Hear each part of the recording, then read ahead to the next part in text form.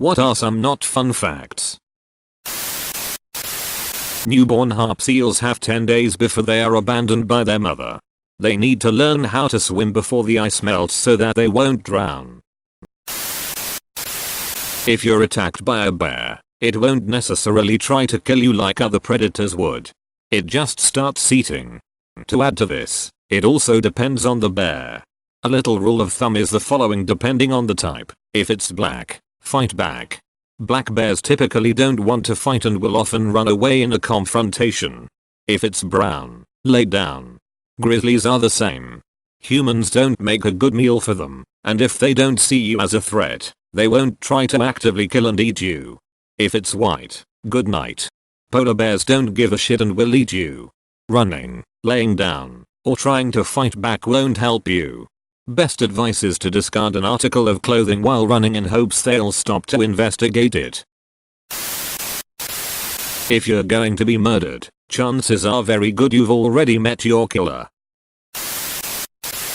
Up until the 1980s, babies weren't put on painkillers during surgery. It was believed they didn't feel pain.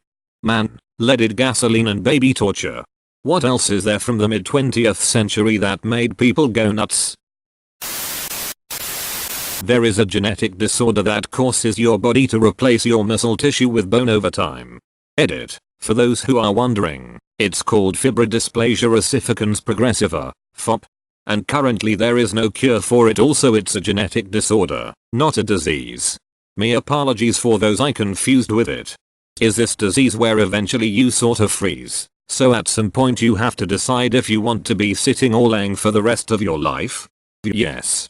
For people with this disease there comes a time when they have to decide the permanent position of a limb as it slowly begins to freeze in place, knowing they'll never move it out of that position again. A neighbor of mine had this. We grew up with him, and while he was fairly mobile when we were kids, he had stiffness in his arms and legs. Eventually he ended up pretty much bedbound before succumbing to the disease a few years ago. Awful condition. The Great Molasses Flood, sometimes referred to locally as the Boston Massacre, occurred on the 15th of January, 1919, in the North End neighborhood of Boston, Massachusetts. 21 people drowned in a wave of hot molasses. A horrible event, but I can't help but to laugh at Boston Massacre. Cysticercosis is when a tapeworm manages to lodge itself inside your brain, causing big cysts to form in your head, causing headaches and seizures. About 20 years ago my mom caught this disease. We lived in an area where the food wasn't properly cleaned and my parents used to buy it from local markets on dirty alleys. So presumably after she ate some lettuce contaminated with eggs from those markets, she ended up having headaches that wouldn't go away and later found out she had cysticercosis.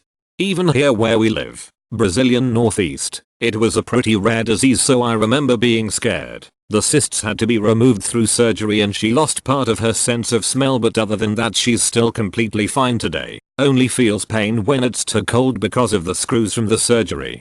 Her swift recovery was a surprise to the doctor and he ended up publishing an article about her treatment in the UK.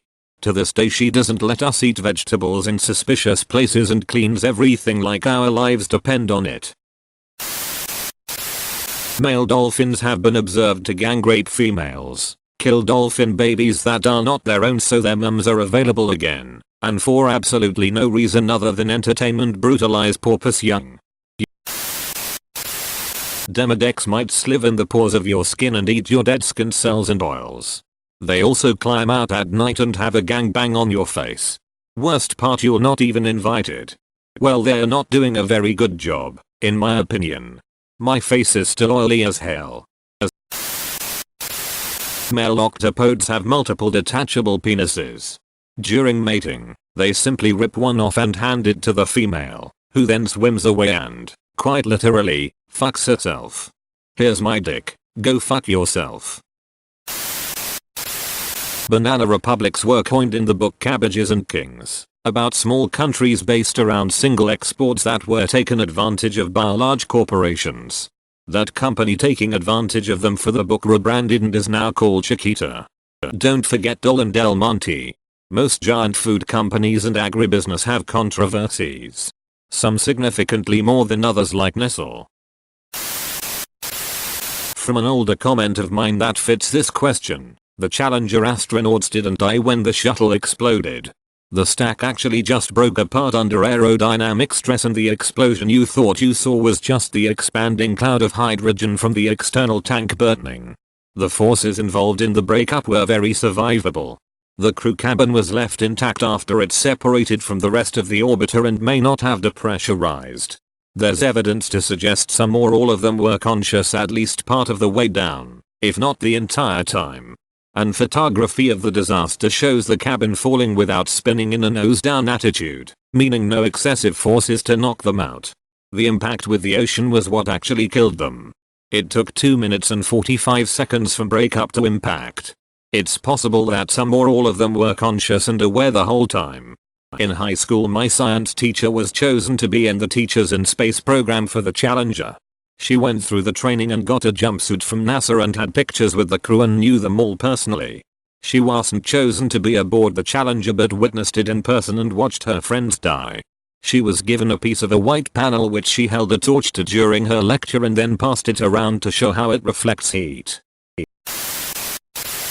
Died on impact is not necessarily a literal term.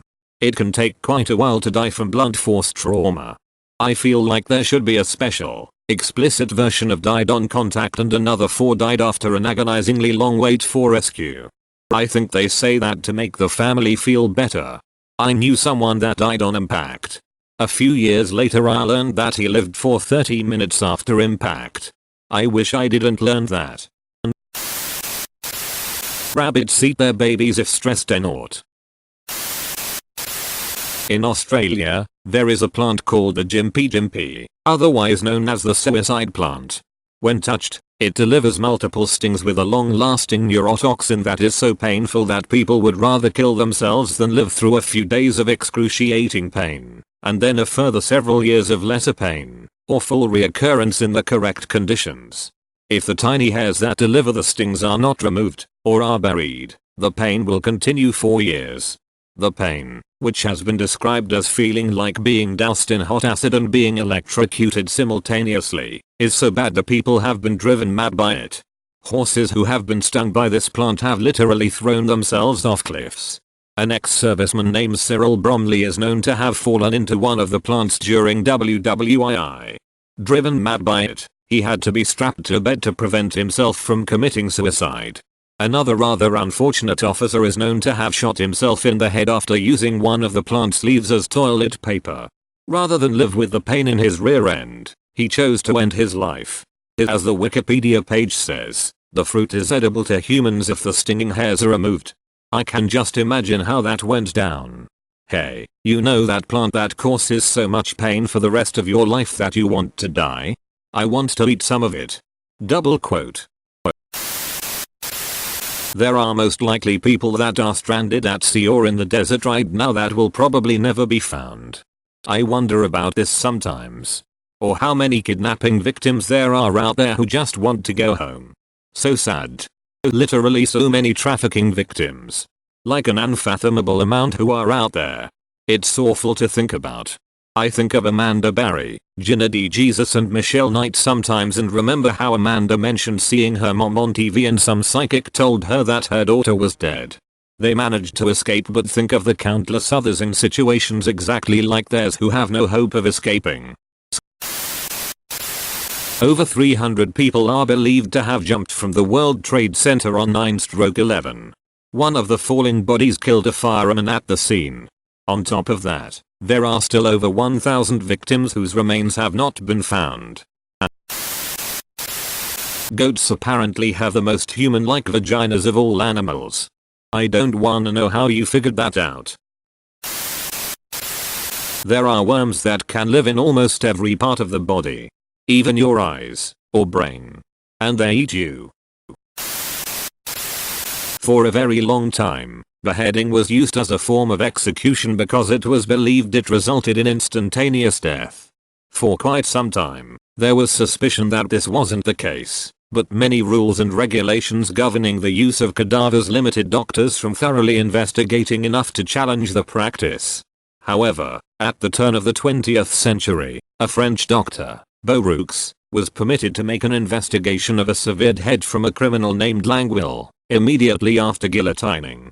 He notes his observations. Here is what I was able to note immediately after the decapitation. The eyelids and lips of the decapitated man worked in irregularly rhythmic contractions for about 4 or 6 seconds. I waited several seconds longer. The spasmodic movements ceased.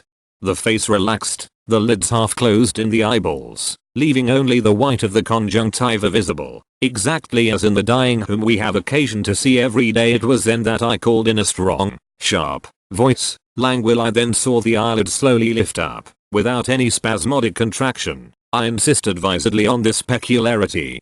But with an even movement, quite distinct and normal, such as happens in everyday life, with people awakened or torn from their thoughts.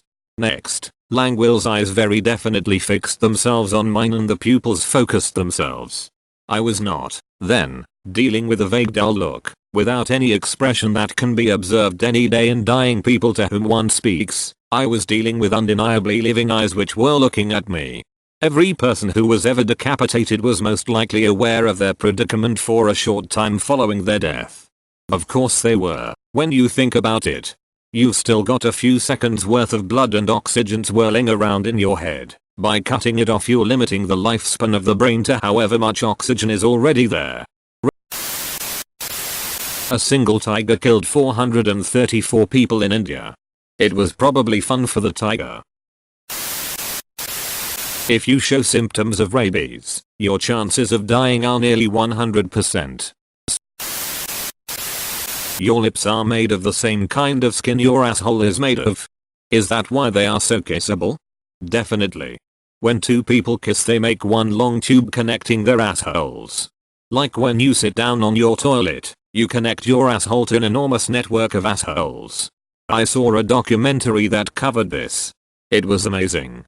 Little dude was scared but finally went in the water.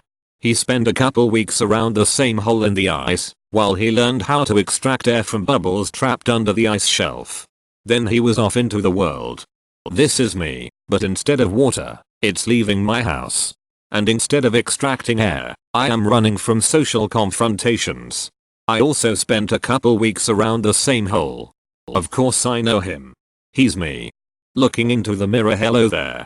A dolphin's intelligent enough to get bored but not enough to create anything to do anything about it. That's why I call pooping logging on.